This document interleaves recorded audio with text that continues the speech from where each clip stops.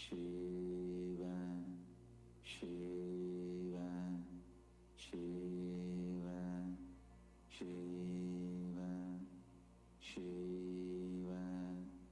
Shiva, Shiva. As much as your awareness penetrates, as much as your consciousness goes, just see, your awareness, your consciousness, your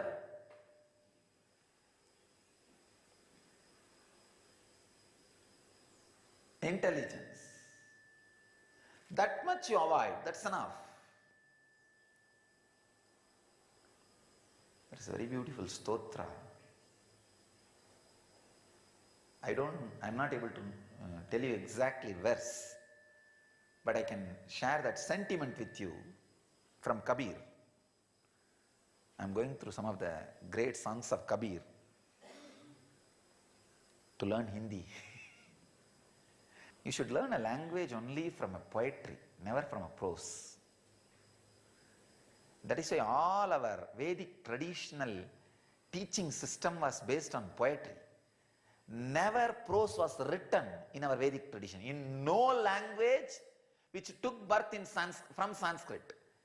Whether it is a Tamil, Kannada, Telugu, Malayalam, or Hindi, Bengali, Oriya, all the languages which I know took birth from Sanskrit, I have no writing in prose.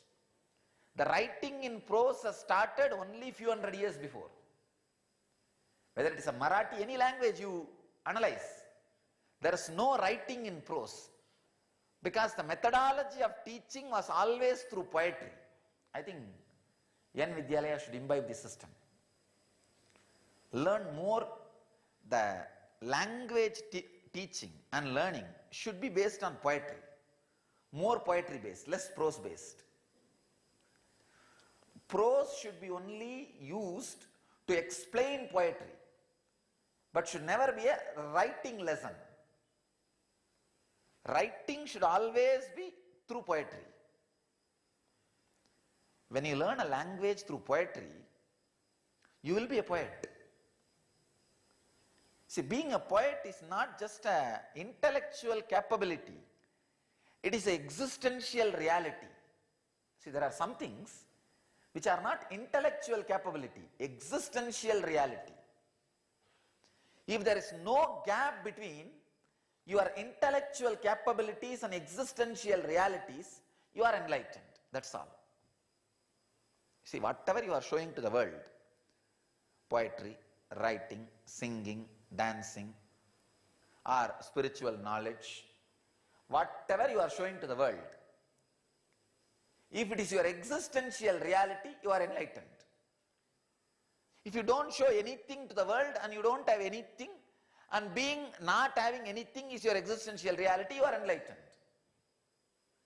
There are so many people, I know, they have not shown anything to the world, any intellectual capability, and they did not have, they are enlightened.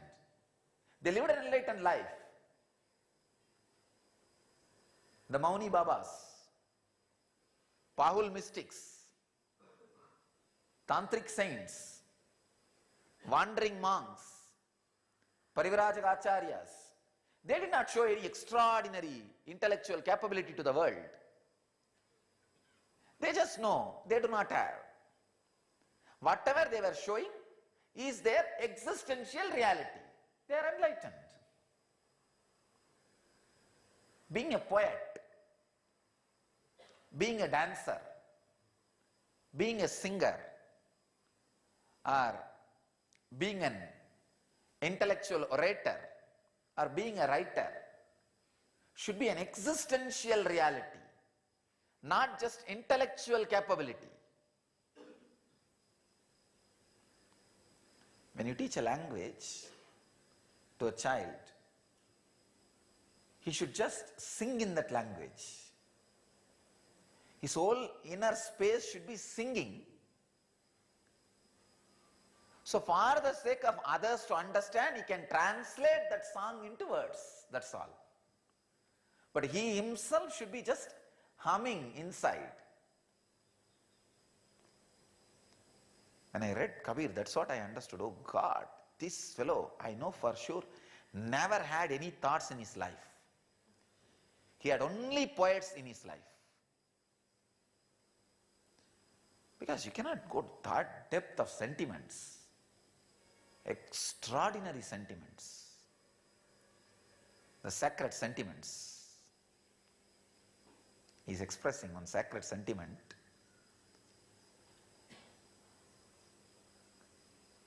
Please don't appear, oh my beloved, don't appear in front of me. Even remembering that you may enter my house, my eyes already come out to see you, to grab your form. Never ever do the mistake of appearing. I don't know what will happen. Understand the second sacred sentiment. I expressed only one. The second only connects that Kabir's sentiment and the concept which I am talking. The second sentiment is, just because my senses are completely outside my system, outside my prana sarira to grab you, there is nobody to process information and create social conditioning inside. Only if you understand the sacred sentiments. Actually, if you yourself have experienced at least once or twice that your senses are lost in the glory of the master, and there is nobody sitting inside doing some social conditioning and grumbling, grudging about who gets more time around master or who gets more attention, or when you don't have, when you yourself have experienced those few moments, or who gets bigger post in the organization, who is in bigger hierarchy in the organization. See, always male suffer with the hierarchy, female suffer with attention. When you don't have that too, just by being lost, the senses are protruding, just going out of your prana sarira to grab him, to grab his presence. If you experience this for a few seconds, then you will understand what Kabir is singing. Because sacred sentiments can be understood only if you had one iota of that understanding. See, if Kabir sings 100 sacred sentiment, if you understand at least 1 unit of 1 sentiment as experience in you, only then you can even grab that 100 unit of his pleasure or the intensity of his sacred sentiment. This is one of the basic lessons you need to have to grab the strength of sacred sentiments. That is why when a young man goes to Ramanujacharya, he asks, I want to achieve that parabhakti, devotion, that great devotion.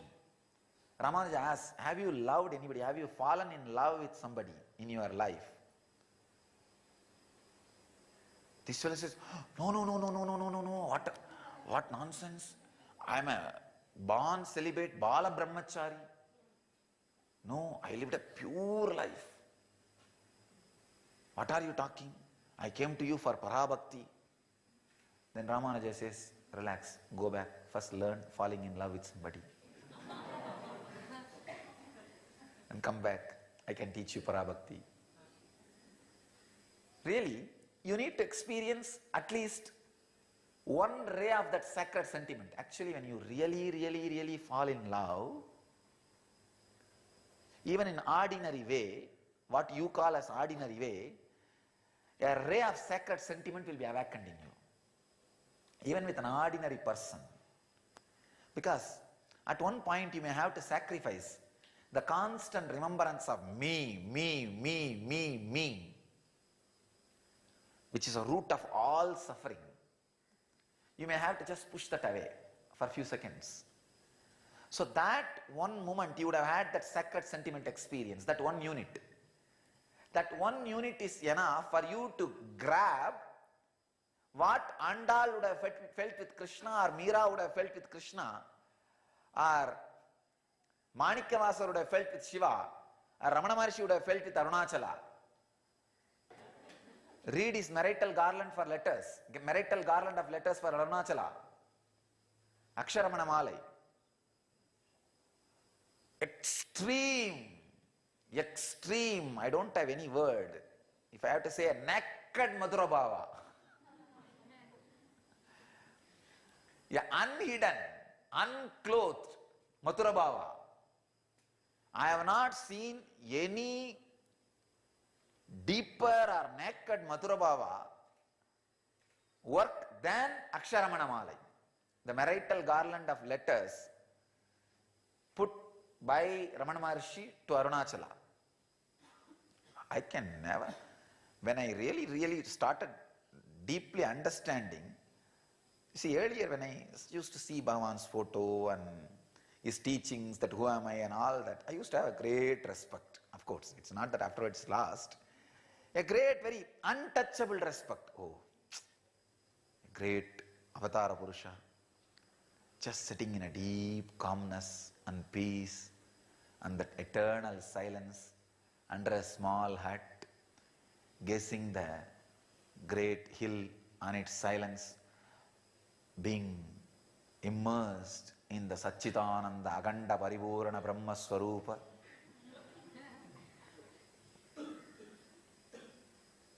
The whole understanding and relationship was great. An elderly, amazing saint. Only when I read his Aksharamana Malai, the marital garland of letters, I thought, oh God.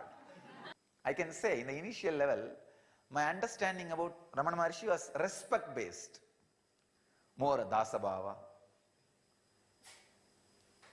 When you see he opening up himself to Arunachala, and really it is a great opening up.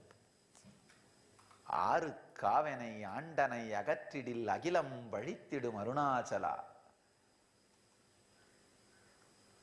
For whose sake, if I have to translate very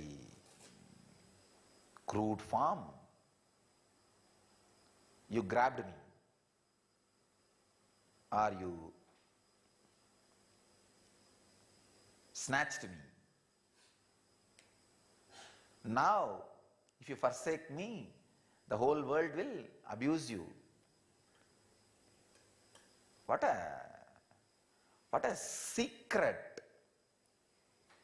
or a personal, intimate, sacred sentiment. Aimbula Kalvar Agattinil Pugumbodu Agattini Ilayo Arunachala.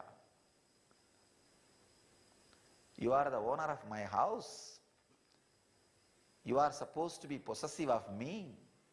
But these five senses, these thieves are coming and trying to rape me. Are you not aware? Are you a man? He is asking, Iduvo Anmai Arunachala. Are you a man?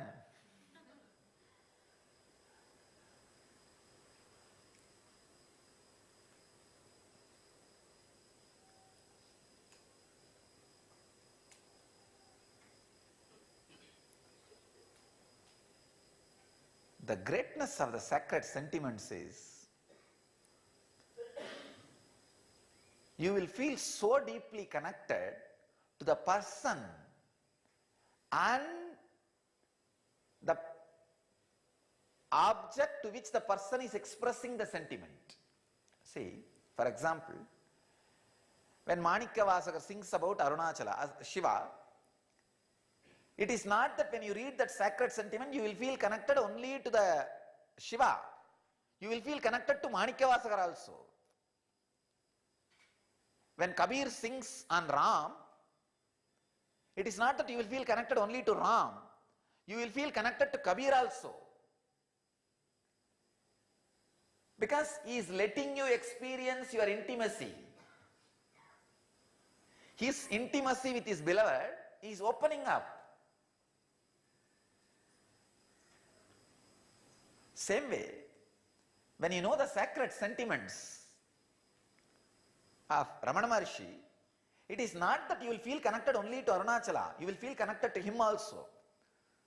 So my whole relationship to Ramana Maharshi got completely changed when I understood the Aksharamana Malai. Oh God! Then this guy, when he is looking at Arunachala, what he must be thinking? I used to think earlier when he is gazing at Arunachala, oh, he is in Samadhi, great guy, just being in Nirvikalpa.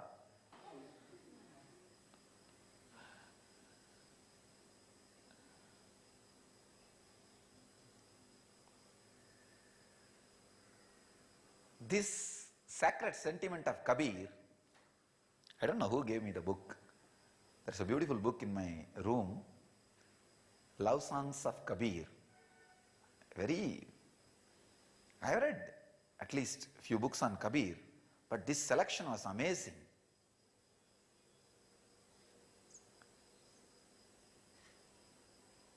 Some of these guys, Rumi, Kabir, Manikya Vasagar, oh God.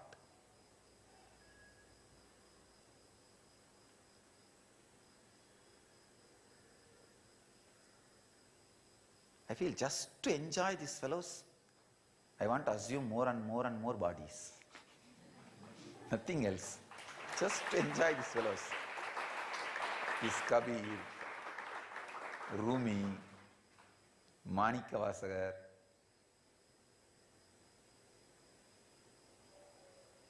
I tell you, a man who does not know how to enjoy sacred sentiments, he is missing one of the greatest inner gadget in his life. For example, if you guys are not having any of the outer gadgets like a cell phone, laptop, and any outer gadgets, just think of your life.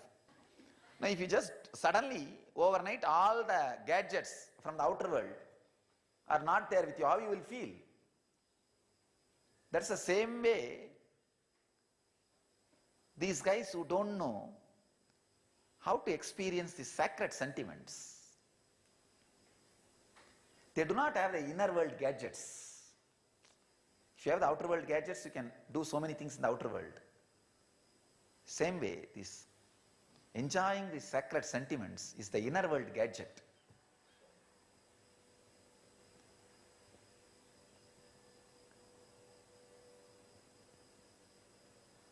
This sacred sentiment of Kabir,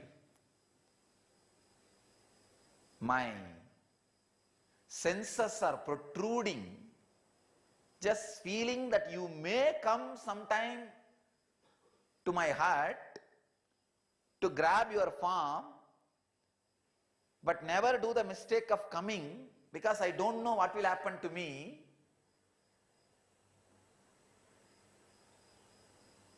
And just because of this, there is nobody inside to process information and create social conditioning.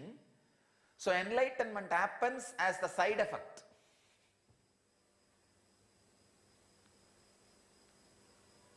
So that is why these bhaktas don't care about jnana.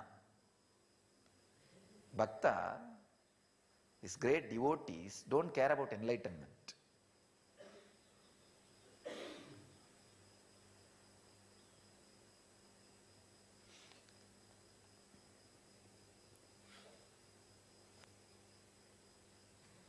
Really, bhaktas don't care for jnana because when the senses protrude into something and being lost, there is nobody to create social conditioning. So, from the young age, enjoying sacred sentiment, that gadgets should be made available to all our kids. It's an instruction for N Vidyalaya. And all our devotees who have kids, they should take this as one more Smriti code. So every day in my morning satsangs, whenever I want, I'll go on be revealing these Smriti codes. Let them take it. This is one more Smriti code. Our devotees, disciples, followers who have kids should encourage, initiate and teach our kids how to enjoy sacred sentiments, either making them listen or read or understand or work with it. There are so many ways you can think, but enjoying sacred sentiment is a inner world gadget.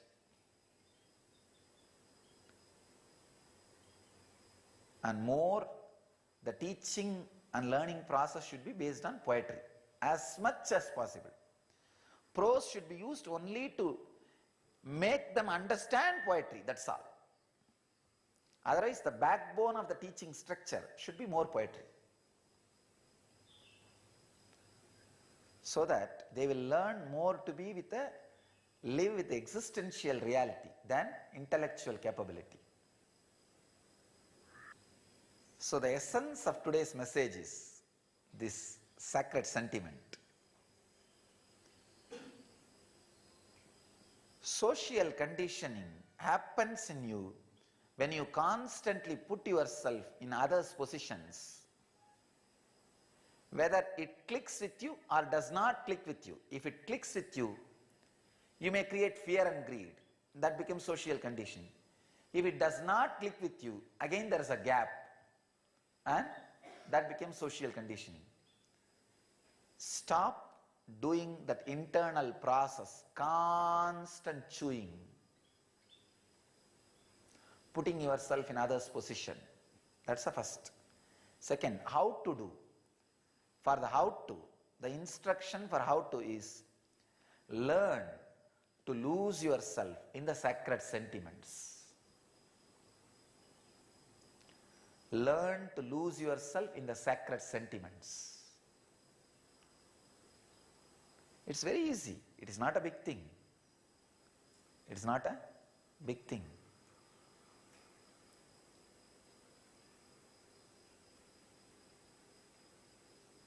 The moment I describe some sacred sentiment about love, if you just have that secret joy inside and that uncontrollable smile, then be very clear, you have the inner world gadget. You have that inner world gadget. Be proud about it. Celebrate you have it. Unfortunately, we take this all for granted. In the world, many people don't have. If you have, celebrate, enjoy. Whatever you celebrate will grow in you. And if you don't have, create. Create one. It is possible. It is possible. So, I have given clear goal and the path for not allowing more and more engrams accumulating in you and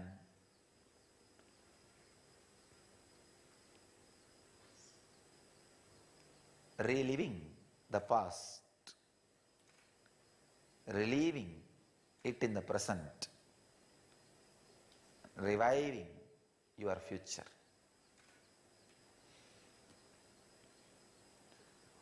Rewiring your brain.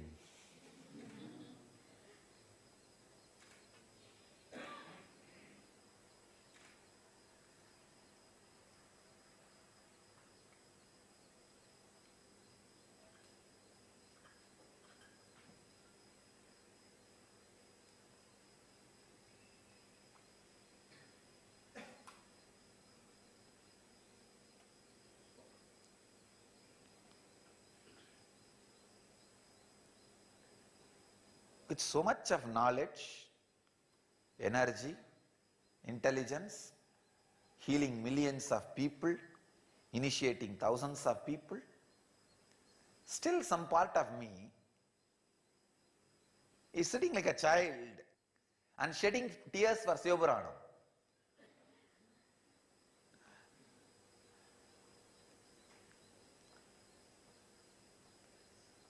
And the Devaram.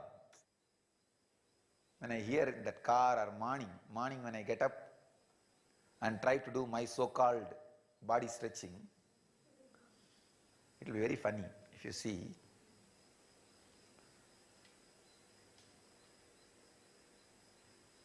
I'll try to hold the wall and do something. I can see very clearly that wall is begging, should I stand or move? Tell me what you want me to do. Because I'll be pushing, the wall feels, are you pushing me? Just tell me, at least I'll move. I'll tell, no, all you guys will be in your position. I am trying to do with something with my body, relax.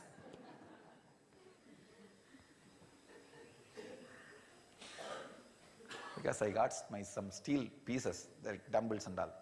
The moment I try to hold and squeeze that elements, the molecules in the steel ask, should I change? Tell me, what do you want me to do? Say, no, you remain in your place, in your shape. I don't want that. I am trying to do something with this structure. So, anyhow, even those few moments and those sacred sentiments, I hear this Devaram only, Devaram and Tiruvasam at that time. Oh God. Yaane poi, yen nenjum poi, yen anbum poi. See, he describes, I am a lie, my heart is a lie, my love is a lie, but vinayen, anal, vinayen, aludal unai peralame.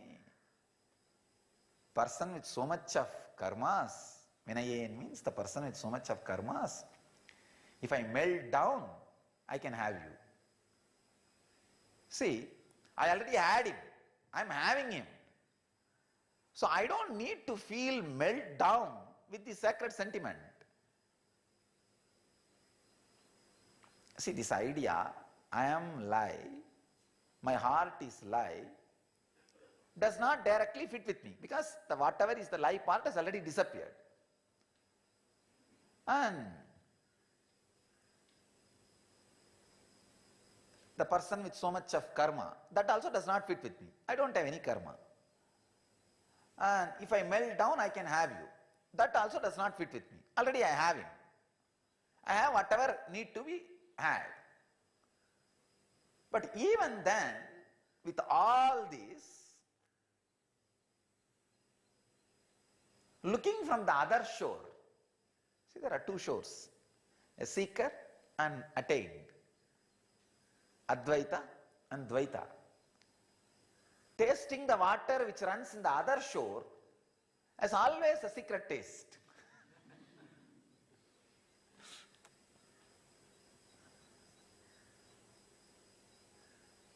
Sometimes I wonder, what is going on? And it is such a sweet feeling. It's like after you become a big guy, established guy, going back to your school and just looking around and donating them some money.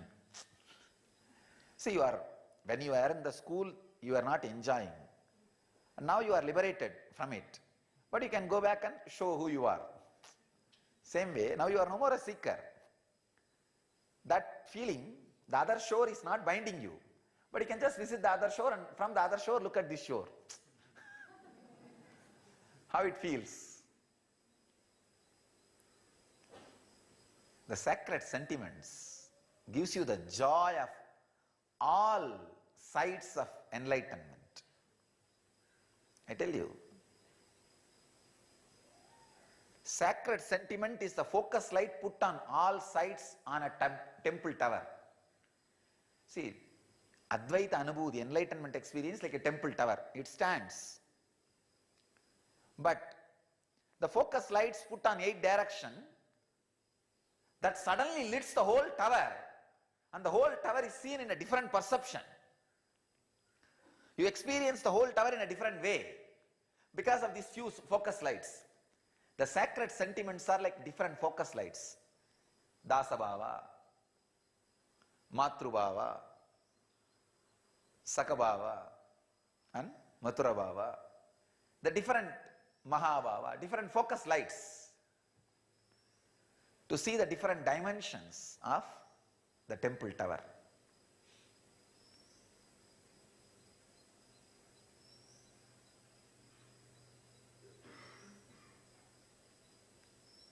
It's extraordinary.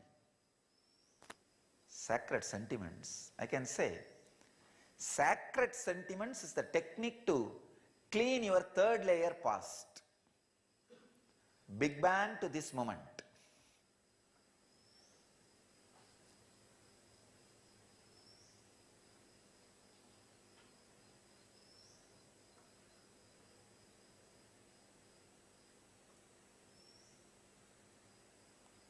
Kabir. What a plane of consciousness these guys would have lived. What a space they would have floated.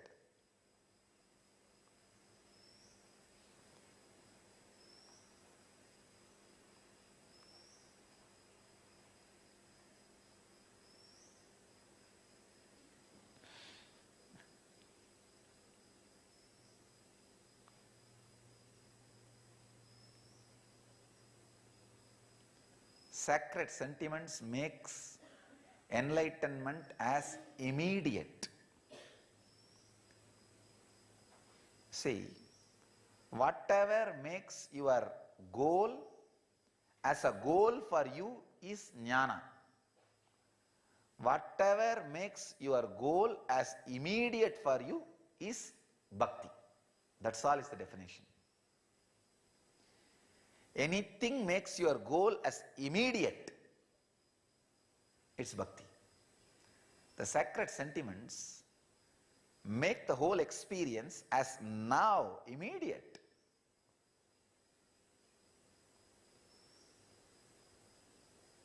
Yaane poi, yen nenjum poi, yen anbum poi.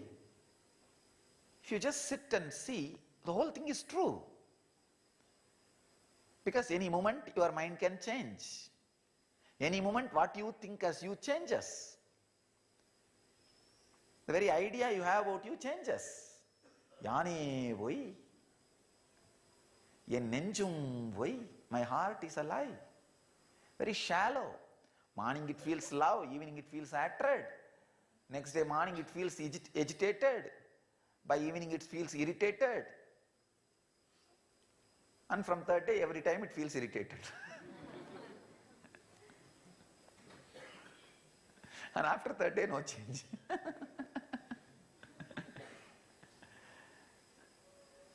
En nenjum voi, en anbum voi, my love is a lie. If there is no reciprocation from the other side, it can just change and become a hatred. Then how can that be love? It just remains as love as long as there is a reciprocation from the other side.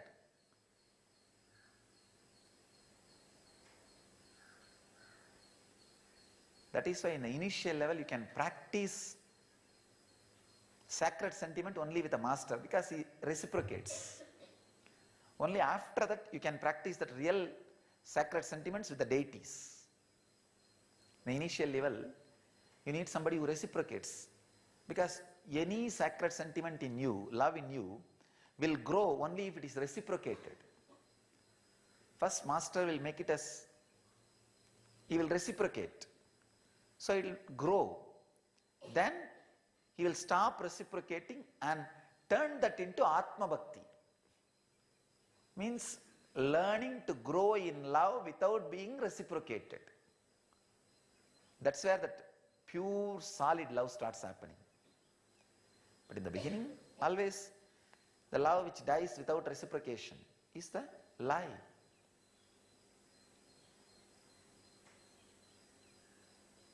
Aanal vinayen aludal unai peralame. But even though I am loaded with samskaras and karma, if I melt down, I can have you. God. What a mood this guy would have been living. This Manikya Vasagar, this sentiment is from him. He always lives outside the village. Wherever he goes to have the darshan of a temple, deity, Shiva temple, usually all the South Indian towns, the center will be temple and around the temple the village will be built. He will go and have darshan in the temple but come and stay only outside the village. Because this guy is in such a ecstasy, he can't wear clothes. See the extraordinary joy, the whole skin has become so soft, he can't wear clothes. Manikyavasagar, if you see his life, always he will stay outside the city. Even in Thiruvannamalai, he stayed outside the city in a small village. He will go every day to temple and come back, come away. He will not stay in the city. Same way with Ramakrishna. Because always he was in that ecstasy, he can't wear the clothes. Let you all achieve and radiate enlightenment. Let you all achieve, live, experience, express, radiate the eternal bliss, Nithyananda. Thank you.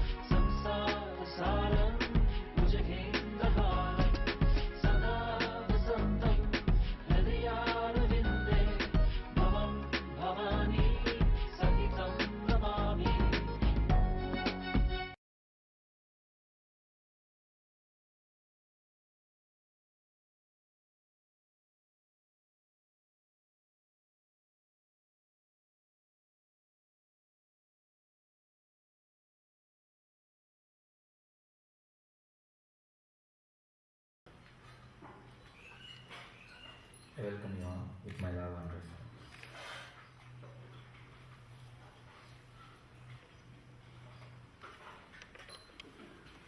Today's subject for satsang is relive to relieve.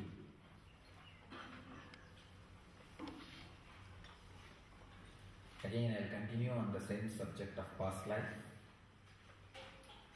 past lives, second layer past. Scientists in the field of past life regression like Dr. Brian Elvis, leading psychotherapist and author of The Same Soul, Many Bodies, Many Lives, Many Masters,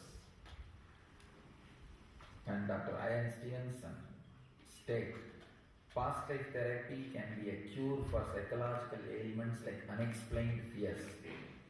For example, claustrophobia, which is a fear of closed spaces. A person relived a past life in which he was buried alive in an earthquake. Once the trauma was released, he was able to overcome the fear. Healing evidence of the claustrophobic patient. You can really understand and relate to this. It's true. If you are buried alive or got drowned in the past life, that engram gets carried and becomes claustrophobic. Not only that, even the unnecessary fears you carry. If you have the strong fear about your parents, especially father, you will project that same on me. If you had a very good relationship with the father, very loving, caring father, you will exactly project that same on me. I have seen how we carry engrams and how we project on people, how we see it in the life. Samsaya, the doubt, is such a worst demon, makes the whole life hell, makes you uncomfortable everywhere. Wherever you go, the moment you start doubting, the whole life becomes hell. And it is impossible to live. I know how the people with doubt live. I can only sympathize or laugh at them. The extraordinary tamas creates an intense doubt about everything in the life. This claustrophobia is nothing but an extraordinary doubt, doubting even the space. There are different levels of doubt: doubting persons, doubting relationships. The extreme is doubting the very space you start living in. You are living. That's what is a claustrophobia. Even Patanjali says in his Yoga Sutras, Samskara Sakshat Karanat Purva Jati Jnanam. Making samyama on previous thought waves, one obtains knowledge of one past lives. Vivekananda also translates this as through the perceiving of impressions comes the knowledge of past life. It's a technique, very powerful technique. If you are claustrophobic now, try to meditate on that samskara. Why you feel that way? How you feel? You will open the first layer past and second layer past. Same way, if you are having the fear, projecting your past trauma or the doubt, untrusting relationships on me, dig into it. Why you are feeling that way? Why you are projecting that way? Dig into it. You will see. You are rewinding the first layer past and the second layer past. It may not even be just from this birth. Because many things from this birth can be just burnt away by NSP. Samskara Dahana Kriya is enough to burn away many things from this birth. There may be something you are carrying from the past.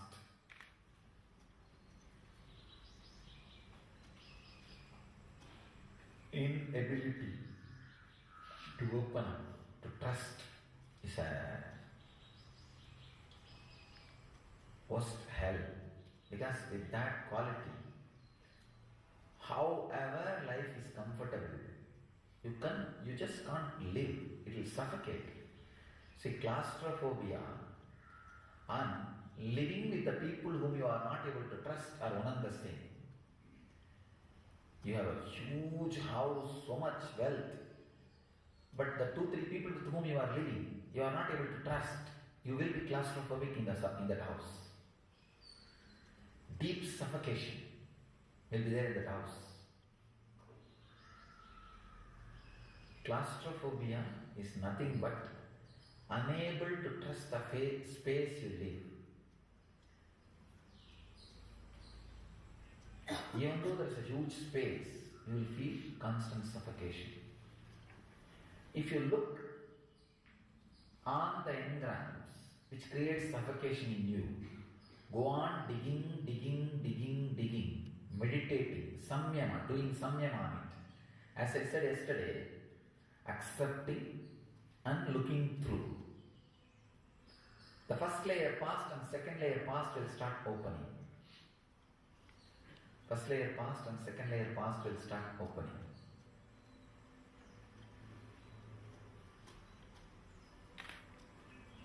It's the most powerful process for the past life regression.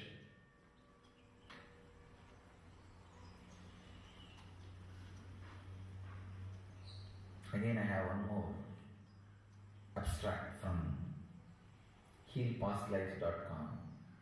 Morbid obesity or clinically severe obesity is a life-threatening condition where patient is above the optimal weight. for their height due to chronic urge to overeat. Research says although genetic mutation, physical addiction, brain chemistry and psychological pain may be the causes, unhealed past life karma is the primary cause.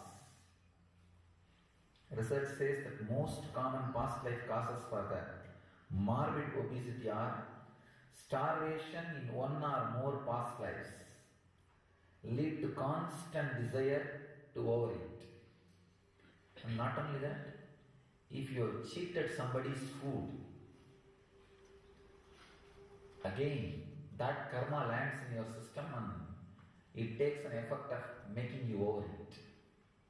Please understand, all the countries which are depriving the food from other countries are suffering with obesity. Look. When you are depriving food through various methods, scientifically, socially, economically, the countries and systems which are encouraging depriving food from others suffer with overeating and obesity.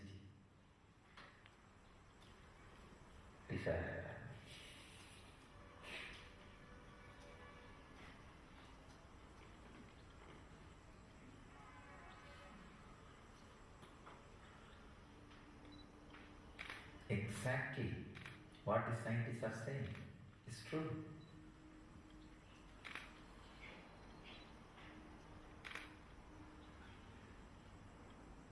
I can tell one thing. In the whole world, that sharing food freely with no cost is a lifestyle only in India. All religious ceremonies invariably involves this sharing food. That should be the Vedic tradition, because we are grain-based civilization. Sharing food, not just social or religious ceremonies, as a lifestyle. I have seen at least in my village, at least the 10 houses which I know, in which I grew up. In Indian village, you don't grow up in one house. You usually live in the 10, 12 houses. Some 4-5 days you stay in one house, some 4-5 days you stay in another one house. Saturday, Sunday you stay in another one house. That is the way we all grew up. And there will not be any reason. Just like that, go to the grandparents' house. I will not come back for even for 20 days. I will be there. Because school, everything is all close by, you see. All the 10, 20 houses, I grew up. I have always seen all those houses are always open, either for sadhus or for beggars or for guests or for visitors. I have seen my grandfather's house, my mother's father's house. All the villagers who come for the business to the city, they will straight away walk into the house and eat and go. It's not that they have to inform before. Always it's not, only when I describe now it looks like a big thing. And only when I saw the other country lifestyle, I understood it's a too big thing. Of course, if you are from an Indian village, you will not consider this as a big thing. Oh, this is a lifestyle in every house. Every house is a lifestyle. But only when I started traveling outside India, if your own son's house also, you have to make 2 phone calls.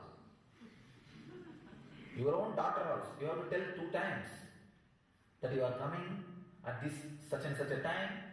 I am really shocked. I have seen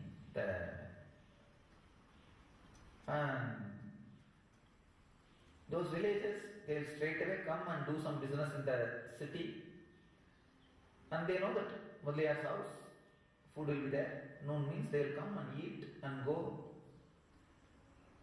These people also, they will not even ask who you are, from where you are coming, nothing.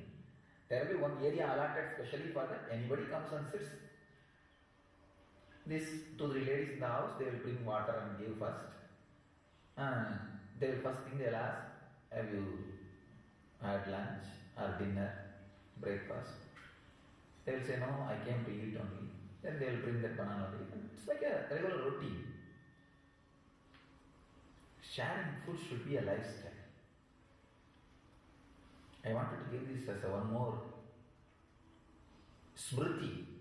Smriti means the lifestyle to experience and radiate ultimate truths. Shruti is ultimate truths.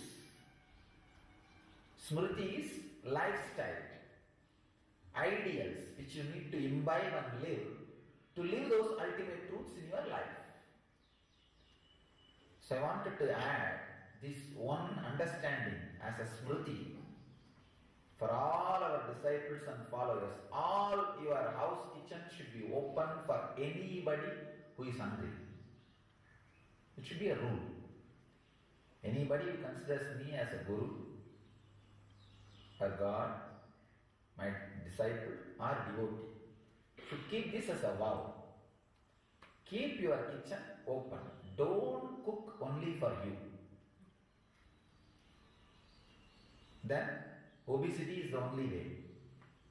If you are cooking only for you and your family and eating, be sure obesity will be your lifestyle either in this janma or in the next life. That's all. Now or next, obesity. Obesity is the way you will live and die. So, not only this karma, even as a great understanding about life, food should be free. Food should be free for the whole humanity. So all our devotees and disciples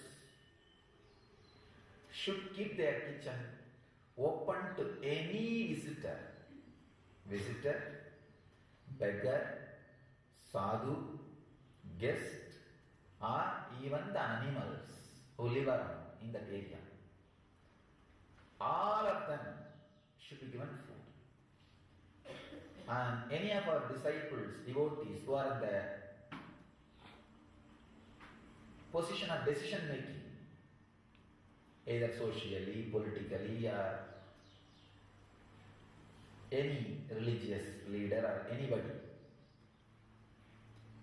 I command all of you to work to make the food as free commodity in the planet Earth. Food should be available for anybody, any life which is breathing, which has life. When I say breathing, you should not exclude trees. They do breathe. Anything which is alive, food should be free for them. Food should be made available to them. The food, making the food available is one of the greatest virtue and first virtue, first important lifestyle. All our communities, temples, devotees, disciples, our sangha, ashrams should take up this as a command from Swamiji.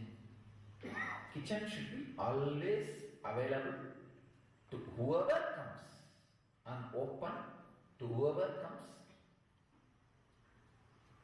and you will never have economical problem by running an open kitchen. No. You will never have an economical problem by running an open kitchen. That is my blessing to the whole Sangha. Understand? Keep the Annapurani available to the whole world. You will see Lakshmi showers constantly on you. This should be a lifestyle. Only the decisions and decision makers who hold food without sharing it with the world. I know there are some countries destroy food, grain, butter just to maintain the market rate. They grow excess. Too much dairy products are produced, too much grain is produced. They dump the whole thing into the ocean so that the market rate is maintained. On other side, billions are either starved or undernourished. Insensitivity. Insensitivity. So all our devotees and disciples should get into the decision-making, powerful posts of these fields and take care that food is available for the whole earth, whole planet.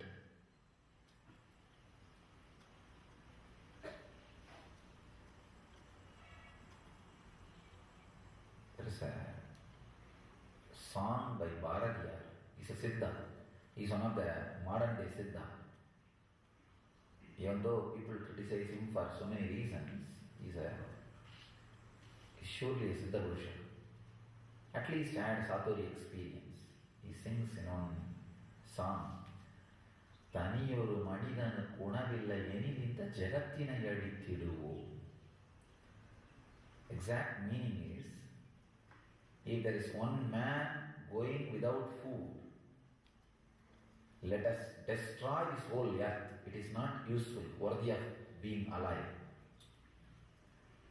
If one man is fasting, if any one man in the world does not have food, why this earth? Destroy it. You can say very violent, strong way of telling the truth, but he conveyed it. He is right. தனியொரு மனிதனுக்கு உணவில்லை எனில் இந்த ஜெகத்தினை அழித்திடுவோம். It's true.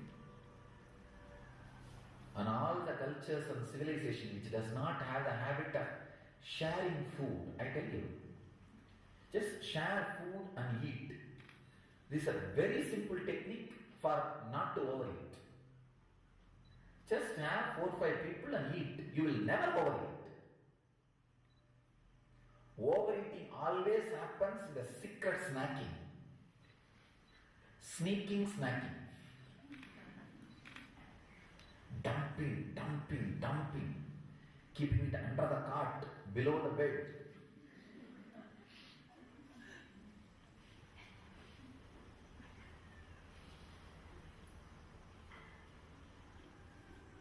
I tell you, it's really, always have few people to share food. When I say few people, not your own family. Somebody outside, have few people, you will never overeat. It's a rule. I know the psychology. I can tell you, you will never overeat.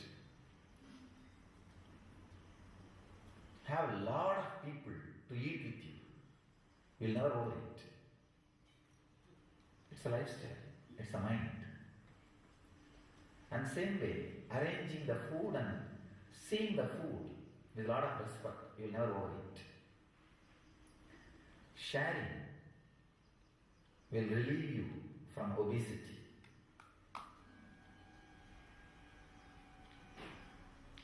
Fear of past and guilt from past lives also is responsible for morbid obesity. That's what. Depriving food from others. Asteya leads to obesity. Sorry, not asteya. Asteya means non-stealing. Stealing leads to obesity. Stealing others' food and storing it in your body. What will happen? Obesity.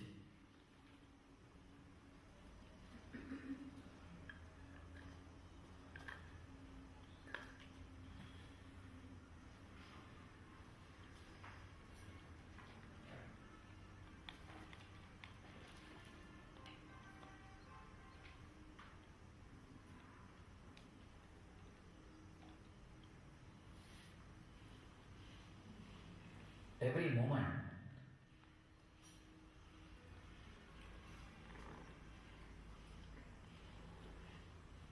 the samskaras and experiences you add, strategic decisions you make are responsible for your future. So analyzing your past and healing your future, learning the lessons from your past, analyzing your past and healing your past and learning the lessons from past is a right and best way to create a right strategy for the future. Understand, this is an important fact. You need to understand a very important truth.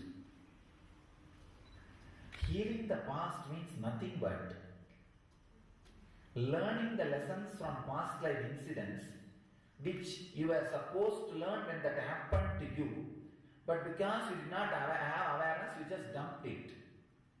It's like every meal you eat, you are supposed to digest, and all the unnecessary fat should leave your system. But if you don't have that much of intelligence and awareness to send them out of your body, for some reason, just you pack it and dump it in your body, saying that later on I will use it, or later on I will see this file. That accumulated file is a fact. Same way, any incident happens in front of you in your life, if you just deal it with awareness, so all the lessons you need to learn will become energy in you. All the things not necessary will just leave your mind over. It's just like a digestion process.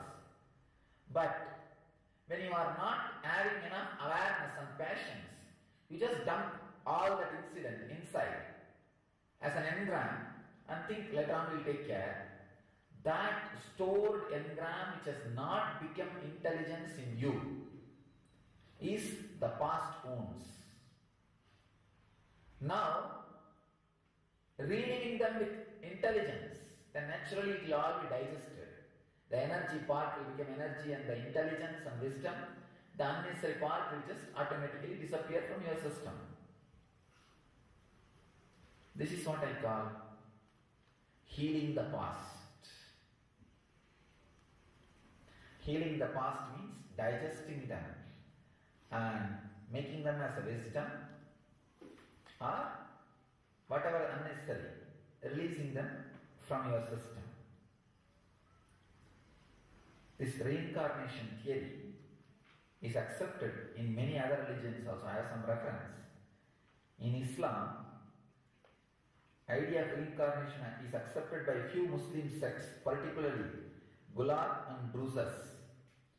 Some verses of Quran support reincarnation, which says, "And you were dead, and he brought you back to life, and he shall cause you to die, and in the end shall gather you unto himself." Oh God. Very strange.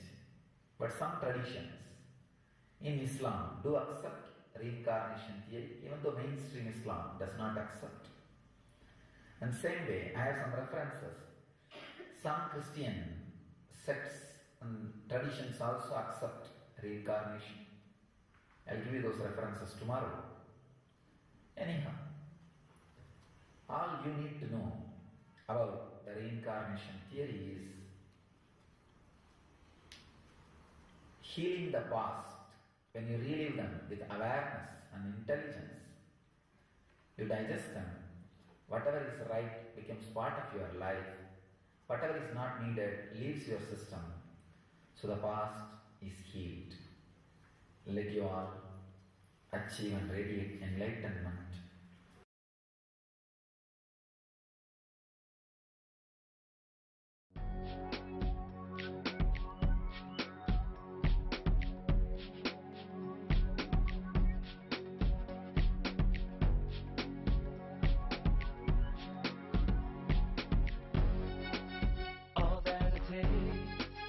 All that I smell, I offer to you, Swami Nithyananda.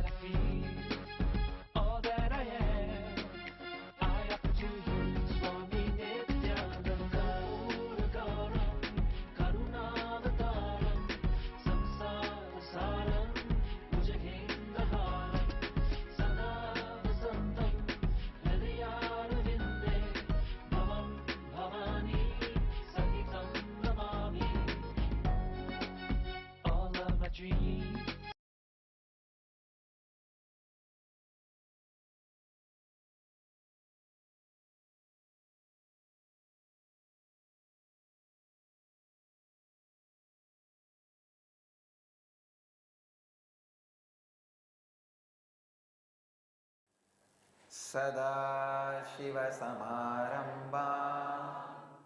शङ्कराचार्यमध्यमा अस्मदाचार्यपर्यन्ता वन्दे गुरुपरम्परा.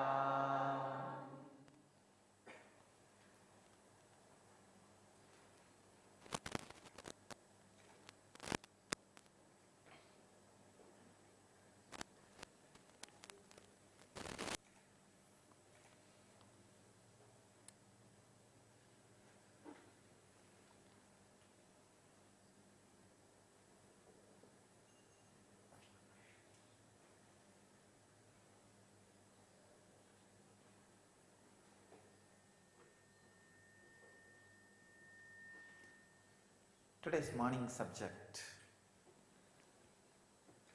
of today's satsang is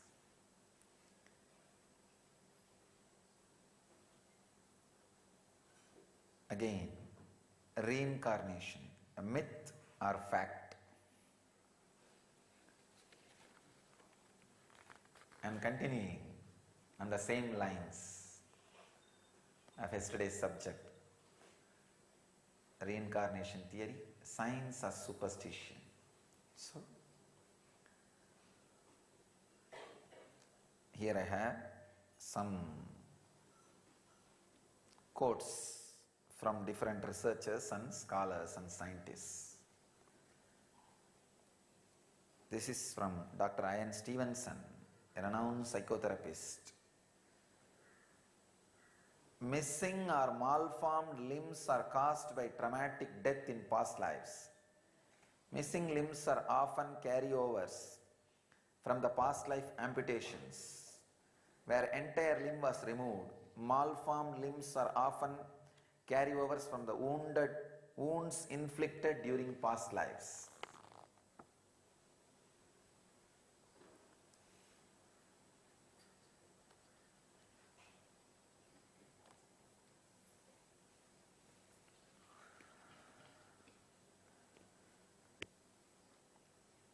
I have seen in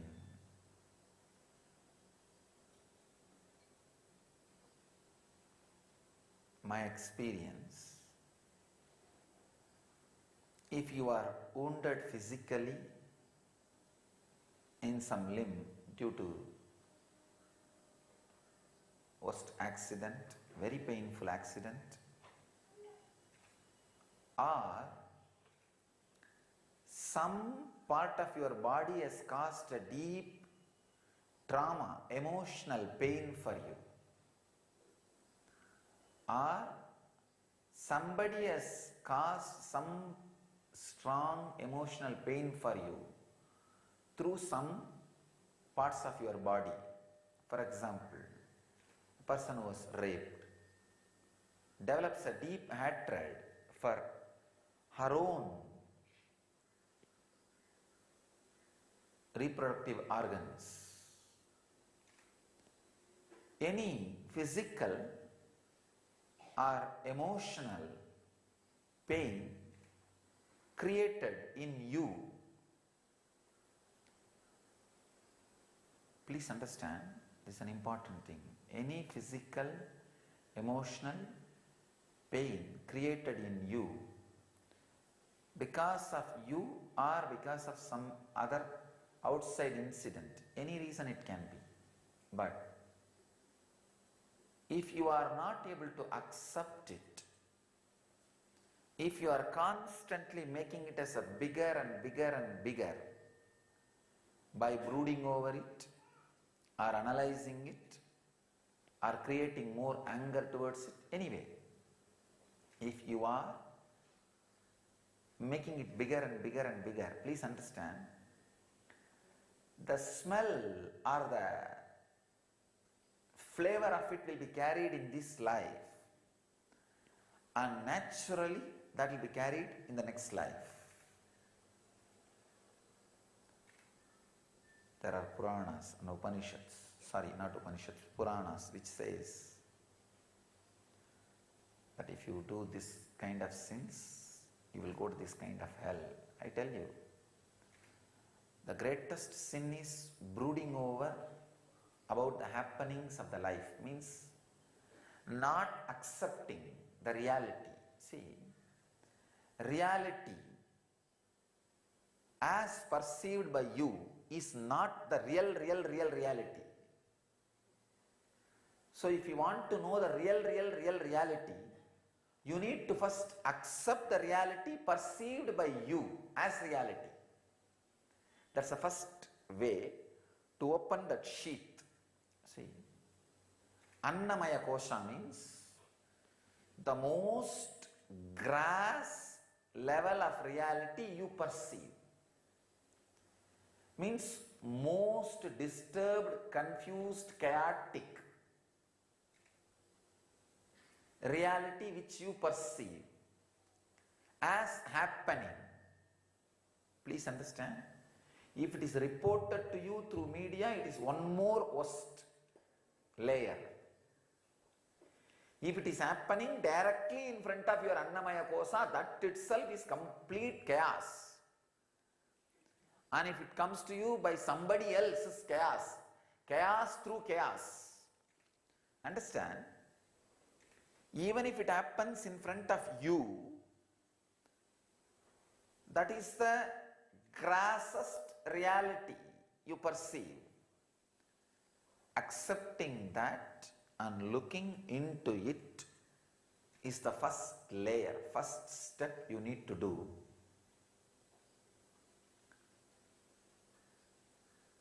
To experience the reality, the ultimate reality. Have patience, the tremendous patience to look into it. First, accept, then have patience to look in. Don't react. Reaction is not going to help you. Accepting and looking in, looking in, looking in with deep patience.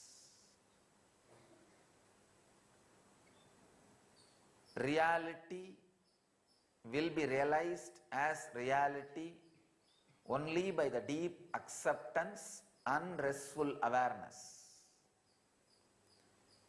Your agitated mind, the angry mind,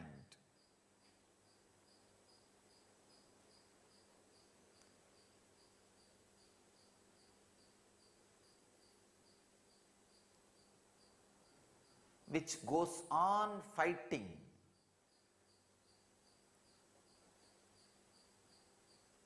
with the reality presented to you. Please understand, the reality presented to you is surely not reality, but you fighting with it is not going to make you experience the reality. But the angered, perverted, agitated mind goes on fighting with the reality presented to you. No. You are basically an enlightened superconsciousness. But with that superconsciousness, you can make a flower do what you want. You can't make a stone do what you want. Understand? There's a big difference. With that super consciousness, you can just look at a flower, it will just blossom. You can just look at a person, he will just open up. Just one small look, the person is melting. But with that same look, you cannot melt the stone. That is not possible. A crude reality cannot be handled by the agitated or unacceptable mind. First you need is acceptance of that crude reality, chaotic reality which happens in front of you. Then restful awareness. Look in, look in, look in. You will see, layer by layer, reality opens to you. But any agitation, the crude reaction to the reality presented to you makes the wound big, and you carry it for ages, lives. That is what is called hell. The ultimate sin is not looking into reality. That is the ultimate sin. That is why you carry the wounds deeply. Please understand. Yesterday I was analyzing some more videos, researches, books on past life. Please understand, I am not supporting the caste system as it is available now or as we understand now. Of course, there were some misunderstandings happened, no doubt. But I tell you, some of the few things you need to understand. First thing, this is the system with minimum flaws. If you see the other civilizations, it is not that they did not have caste system. Every civilization has caste system, but their caste system is dependent on economical strength. But our caste system was dependent on the intelligence, the intellectual strength, the teachers, and the people who do R&D. They were kept as the highest ladder, so that the constant amendment is possible. Please understand. Just because few mistakes have happened, you should not abuse the whole system. We should understand where mistake happened, why mistake happened, and use all the right things from that system. There are many right things. And another one thing, we go on talking that the basic theory of the caste system is human beings are not equal. Please understand, it is not theory. It was created in a very solid, clear, practical base, based on reality, actuality. Look into it. The other day somebody was asking, Swamiji, is the sex right or wrong? I told him, I am not ready to answer. I am saying this is what is there. It is reality, actuality. Every man or woman has the emotions, feelings, experiences, engrams, expressions related to sex. What can we do about it further? Let us analyze. You can't say whether it is right or wrong. Branding is not going to solve. Judging is not going to solve. It is there. It is reality. How can you work about it? If you are interested in expressing it, sharing it with other person, there is a way of life. Science, the the training for it. Then entertainment in it. Then enlightenment through it. If you are interested, no, I am not interested in living with other person, I am a guy who want to live aloof, I am that kind of person. Then again, there is a science for you, entraining. And there is a way to entertain yourself, with yourself, in the extraordinary joy of meditation. Then enlightening. For every need, we have a system. The Vedic tradition has a system. So see the actuality, then take up a system. The greatness of all the system evolved in the Vedic tradition is they are entraining, entertaining and enlightening. Understand? But the Vedic tradition is such a juicy tradition. It is entraining, entertaining and enlightening.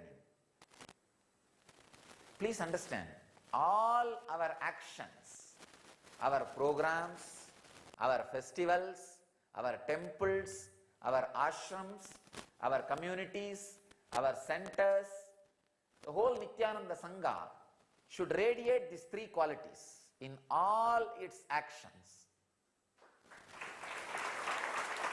Entraining, entertaining and enlightening. Because these three is the juice of Vedic tradition. Same way, how I answer the question related to sex, same way I can answer the question related to this. Is man equal or unequal?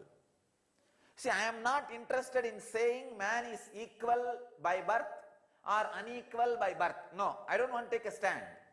See the actuality. As on now, in actuality, in reality, man is unequal. At least last 20,000 years. Before that, everybody was enlightened and intelligent. Please understand, last 20,000 years, human civilization has strived in wrong direction of creating a myth, creating a fairy tale of human beings are equal. No. Understand, look into the reality. Only if you have the patience to look into the reality presented to you, you will have the experience of the ultimate reality. Don't be agitated. As on now, in actuality, all men are not equal. Let us look into that. And how can we work with this actuality, with this reality? Then, if you are interested in creating the equality system, we have a science, work in that. If you are interested in specializing people in a unique way, we have a system, work in that. If you are interested in making people unique and making them understand we are all equal because we are all unique, then we have a system. We are all equal because we are all unique. The equality happens by realizing the uniqueness is the ultimate equality. We have a system for that. Either you can make everybody equally fool, then equality is arrived. Or you can make everybody uniquely unique, then the uniqueness is retained. There is a third step. You can make everybody unique and intelligent so that they understand we are all equal because we are all unique. Because each one of us are unique, we are equal. The equality arrived by realizing the uniqueness of all of us is the ultimate social setup. This is what I call the spiritual communism, enlightening communism. I can give any name. Any thousands of names can be given. An enlightened civilization. Understanding we are all equal. We don't need to fight with each other because we are unique. So wait, have patience and acceptance to look into the reality presented to you and learn to open the layer by layer. Then Annamaya Kosha will open, give way to Pranamaya Kosha. Pranamaya will give way to Manomaya. Manomaya will give way to Vijnanamaya. Vijnanamaya will give way to Anandamaya. Please understand, we have a great misunderstanding. Even the so-called modern day Hindus who are not practicing Hindus, they have a tremendous disrespect, hatred, and they feel even guilty about their great science of Kama Shastra and their great temples like Gajraho. Please understand, those theories the Kama Shastra, Kama Sutra, temples of Khajuraho, they are not built on the understanding sex is right. No. It is not built on any theory. It is built on actual what is. That's all. They are not saying sex is right or wrong. Because I myself know Vatsyayana, the great scientist, still his theories are irrefutable. You can't dispute his theories. Still, his research and development, his revelations are not overruled. Nobody else is able to crash his revelations. Still, his revelations stand as true because nobody is able to add something more to it. That great scientist, Vatsyayana, he is a celibate. This book is not built on the theory, sex is wrong or right. It is built on actuality. Same way, the reincarnation theory is not built on the idea human beings are equal or unequal. No, it is built on actuality. What is? By nature, we are unequal. So now, if you want to create a social setup where equality should be there, then make every individual understand their uniqueness. When they understand their uniqueness, they know they are all equal because they are unique. I know, still in my native place, Arunachala, amazing social setup. Last 2000 years, unbroken, harmonious civilization. The city, see, there are some 16 communities. Each one of them have a responsibility in the temple. All of them live in that city, keep that city alive just to fulfill the commitment in the temple. All of them know they are unique. Because even if one community does not participate, the whole temple will collapse, tumble down. One community does puja, other community plucks flowers and makes garlands and ashes. There is another one community conducts the festivals. One community to push the chariot behind, one to pull the chariot in the front. One to hold the umbrella, one to hold the light. In those days, the torch, lit torch. One to light the lamp on the top of the hill, one to maintain the road of the hill. One to maintain the crowd control in front of the deity, one to take care of be the security for the deity and jewels. Clearly organized. There is naturally inequality in the lifestyle, but all of them know they are unique and their contribution is unique and each one is needed. Each one is needed.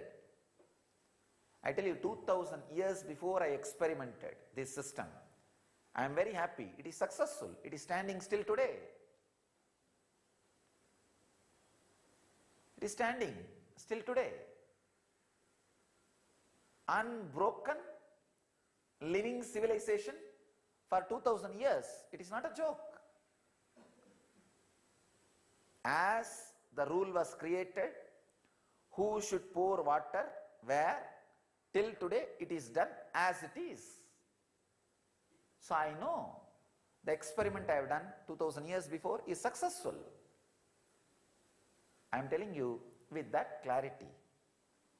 This reincarnation theory is not built on just the idea of human beings are equal or unequal. It is built on actuality. What is the solution for this caste problem or any other social problems created by this reincarnation theory? The solution is making everybody understand they are unique. Because they are unique, because we are all unique, we are all equal. How much I am needed to conduct morning satsang, same equal way, the person who takes care of the camera is needed. The person who takes care of the relaying is needed. Person who takes care of this throne is needed. Please understand, if any one of them do strike, morning satsang cannot happen. You can't say, no, somebody else will come and do. Even that somebody else is that same person. Understand? Then in that case, somebody else can also conduct the satsang. Please understand. So everybody is unique and needed for the whole cycle to go on. This happens only when we understand our uniqueness. It is nothing but giving the deep, secured feeling and making every individual realize their uniqueness and making them experience the truth they are needed. They are needed.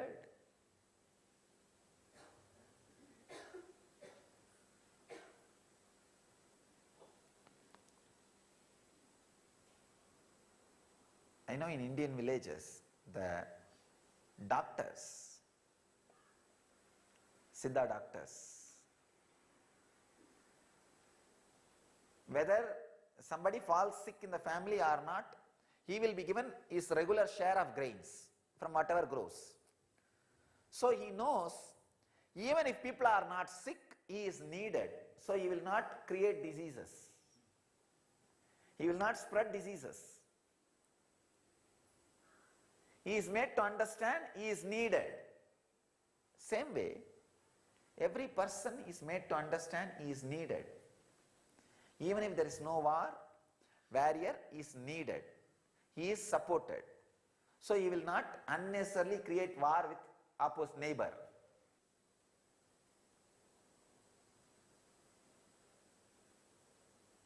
Understand these few truths.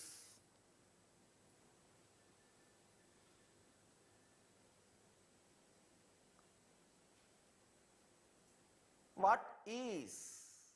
Based on that, let us build what can be or what we want.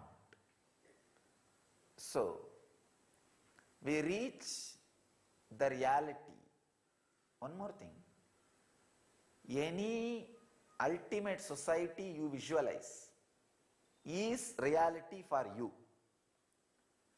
If you just work with the available reality, with acceptance and patience, you will create that ultimate reality. That's all is the essence.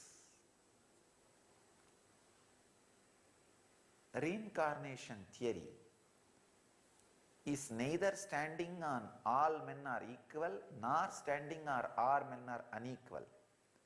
It is standing on what is, so that what we want can be created, can be achieved. This carrying the wounds without accepting means agitated response to the reality presented to you. That is responsible for your wounds being carried to the next life and for all agitated social setups. For both, this is responsible. Means not accepting. I tell you, any personal pain happened in you, accept, look into it, accept. I am not saying just keep quiet. I am not saying keep quiet. I am saying accept and look in. accept and look in. This is what is done. Now what can be done? What's the next step? Acceptance opens that layer. Any layer you accept, next layer opens. That layer gives way to you. Next layer opens. Accept, look in, whether it is a wound and pain happened in you physically or emotionally, or the wound or pain happened around you, socially or dharmically. Whatever it may be, look in. Accept and look in is the today's technique for opening up your past lives and heal the present. I have one more abstract from website healpastlives.com by Ellen Mogensen. She relates the past life with the disease of the body in the present life. She says, the most common birth defects are heart related. Those in their past lives who did not love themselves or others enough will contract heart defects at birth. I can accept what she is talking about. What she is talking about is true. And I can say that a strong intellectuals will have the problem with the liver also. Ellen Mogensen's research describes spine defects are second most common birth defects. Those in their past life who used their abundant energy to hurt or control others will contract spinal defects at birth. I can accept what she is talking. I vouch for it. What she is saying is true. He or she, I don't know. But whatever this person is saying is true. Parkinson's disease is a degenerative disorder of nervous system that impairs individual motor skills, speech, and also sleep, mood, etc. Ellen Mogensen, who has done a huge research in this, says, idiopathic, unknown cause, idiopathic Parkinson's disease occurs due to our past life connections. Two reasons are mental supremacy. Parkinson's disease sufferers in past lives focused on their mental development to exclusion of their physical, emotional development. Right. It's true. That is why I wanted intense Hatha Yoga to be done, not just Vedanta training. I have seen the so-called Vedantis who have not physically developed themselves and who have not practiced devotion for emotional development suffer Parkinson's disease. Please understand, you need three. Hatha Yoga, Nirvanyakada, Vedanta Sampradaya, mental training, Agama, the temple celebration, the emotional development. It is time we understand this great truth. Just mental development without emotional development means the deities and temples will lead to Parkinson's. I have seen the people growing towards Parkinson's and having Parkinson's, if not Parkinson's, at least a deep depression, which is worse than a Parkinson's. Just nervous breakdown. Add only one thing. Start regular agamic worship, means more celebration, more festival. The worship based on festivities. Now it is time these great Hindu organizations realize you need tremendous celebrative lifestyle to stop 5% of your monastic members becoming Parkinson's disease patients and broken down nervous system. Their nervous system is broken down, and 5% is too much to sacrifice.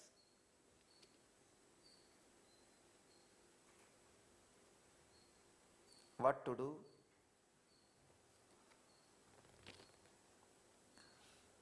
At least I want our Sangha to develop the entertainment aspect of entrainment and enlightenment. Keep it alive so that your emotional development also happens.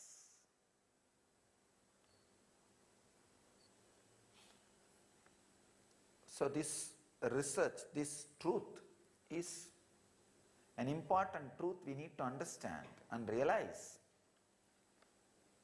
There should not be any program in Nithyananda Sangha which is not entertaining. The entertainment aspect should be there equally as the enlightening and entraining aspect. That should be the basic law. Entraining, enlightening and entertaining. Entraining for body, enlightening for mind, entraining, entertaining for emotion.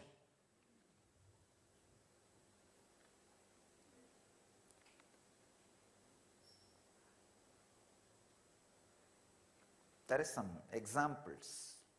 Some higher level yoginis ignore their body's suffering.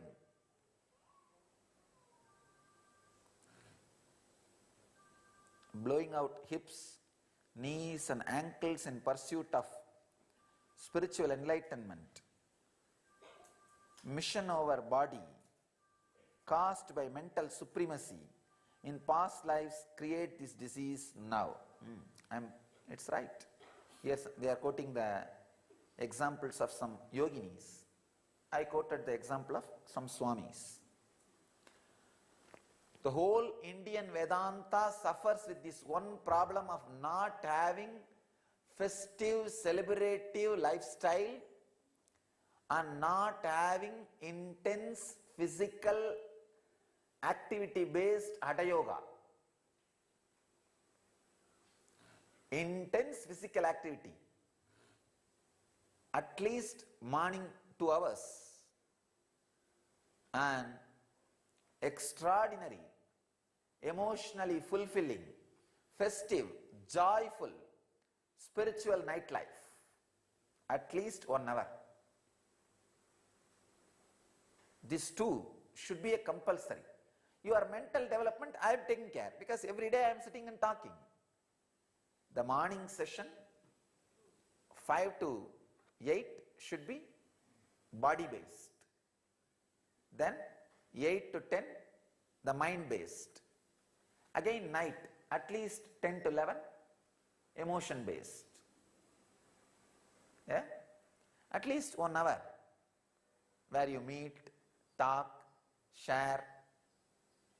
Naturally each one of you will have a group of friends. You see, one will not be completely friendly with everybody. You will feel more click or connected with somebody. That is the time you spend time around them and seeing your friends. Many times your friend may not be in your department. And naturally, if anybody who is in your department will not be your friend.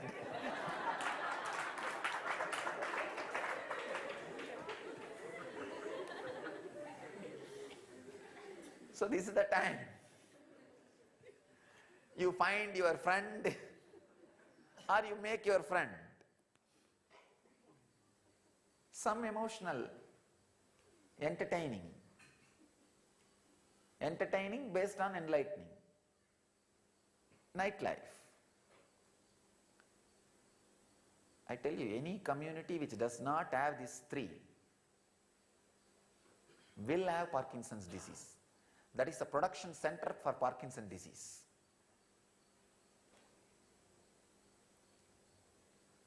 These three should be a compulsory part in life. Morning 2 hours of intense Hatha Yoga. Intense Hatha Yoga means doing all extreme things. We are yogis. We should be able to do extreme physical achievements. And at least 1 hour, great truths for mental development. That after all I am doing. Every day it is happening. This becomes compulsory. Because I am directly involved in it, all of you are here. Then at least 1 hour in the night time, a nightlife where you all meet, talk, chat, or sing, or dance. Celebrate. Celebrate that you exist. Celebrate there is a beautiful community exists. Celebrate you have a great master existing around you. There are so many things to celebrate.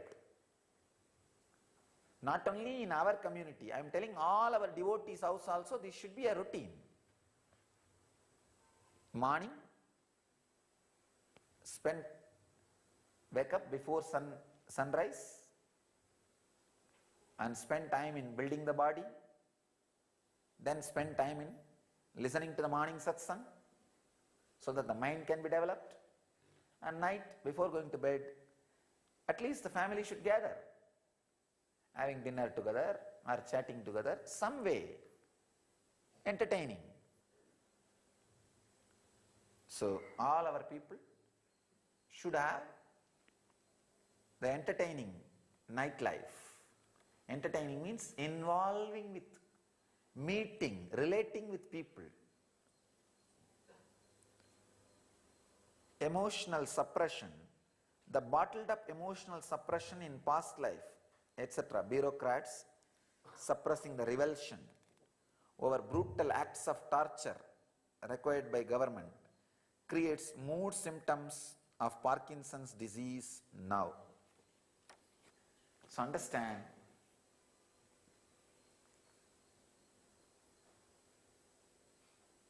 it's time we accept and look into the reality and reach the ultimate reality, not carrying the wound or doing agitated acts. Let you all achieve and radiate enlightenment. Let you all achieve and radiate enlightenment. Let you all achieve, live, experience, express, radiate the eternal bliss. Nithyananda. Thank you.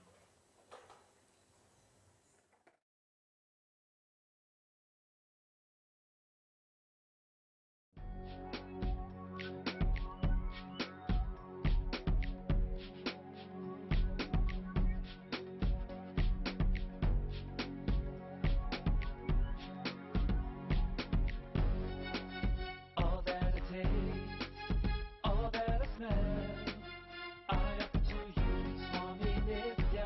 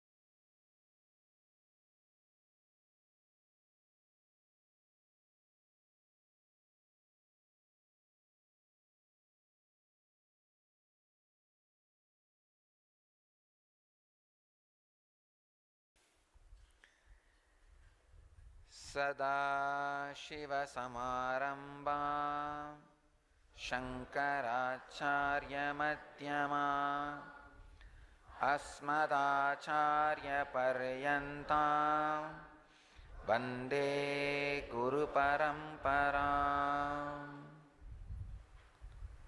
I welcome you all with my love and respects.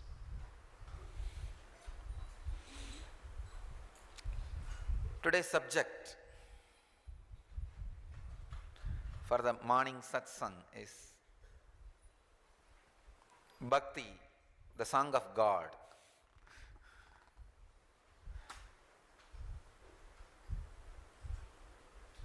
Breeze is the song of air, wave is song of the ocean,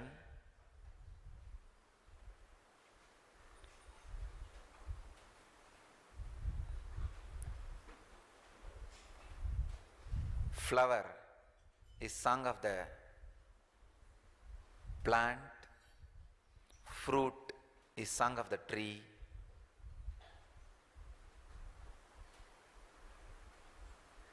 creativity is song of the man, bhakti is song of God himself. The best things each one can present to the cosmos. Best thing air can present to the cosmos is a breeze. Best thing a plant can present to the world is a flower. Best thing a tree can present to the world is a fruit. Best thing ocean can present to us is waves. Best thing human beings can give it to the cosmos is creativity. Best thing God can give it to the world is bhakti. Understand? And I wanted to very clearly make you understand, best thing God can give it to the world is not enlightenment. It is bhakti. Because with enlightenment idea, there is something like ending. With bhakti, it is continuous flowing. Bhakti is beyond enlightenment.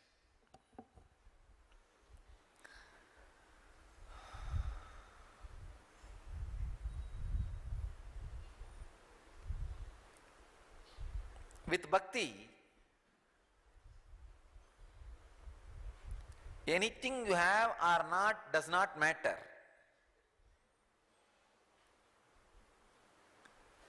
Without bhakti, anything you have or not does not matter. Both ways, anything you have or not does not matter. I wanted to define, make you understand exactly what I mean by the word bhakti. Yesterday I was watching one of the YouTube video, very powerful video. I really enjoyed, so I wanted that to be shown not only to all the ashramites, even to all the BSP participants. Today it will be shown to you. In the morning session itself I will tell them to show. It's about how all you think as reality is illusion. Very clearly, scientifically they are proving what Ashtavakra was talking. Ashtavakra is a great saint, a Vedanti, Suddhadvaiti, much more pure than Krishna and Shankara. Krishna had a line of politician in him. After all, he is a king. Shankara had a line of Brahminism in him. After all, he is born and brought up as an orthodox Brahmin.